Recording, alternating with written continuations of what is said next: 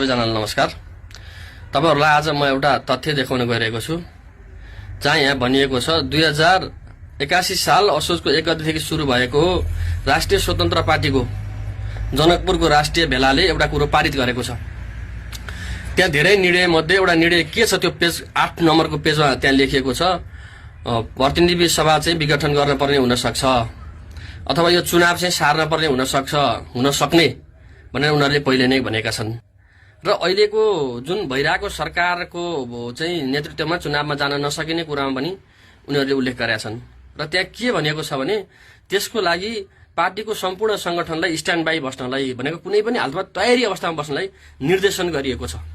ल यहाँ हेर्नुस् तपाईहरुले आफैले के लेखा छ यहाँ।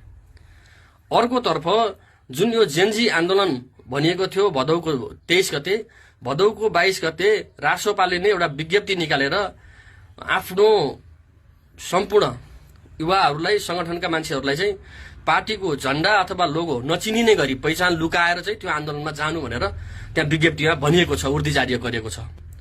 अब त्यो जेनजीको आन्दोलनमा उहाँहरूलाई किन जान पर्यो, त्यो पनि पहिचान लुकाएर है।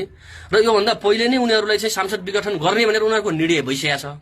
उनीहरू यो सांसद विघटन गर्छ भन्नेमा थिए पहिले। र अर्को कुरो, जति पनि मान्छे त्यो तोडफोड आगजानीमा संलग्न भए ती मान्छे अहिले आएर हरेक मान्छे राजसभामा आएर जोडिएका छन्। हेर्नुस् है, अब के यो संयोग मात्रै हो? कुन शक्तिले ल्याएर यिनीहरू एक ठाउँमा ल्याइदियो र कसले यिनीहरूलाई चाहिँ यो सांसद भङ्ग गर्ने भनेर निर्णय गरायो पहिले नै हो? यसको मतलब यो तयारी थियो, पहिलादेखि नै पूर्ण रूपमा तयारी थियो।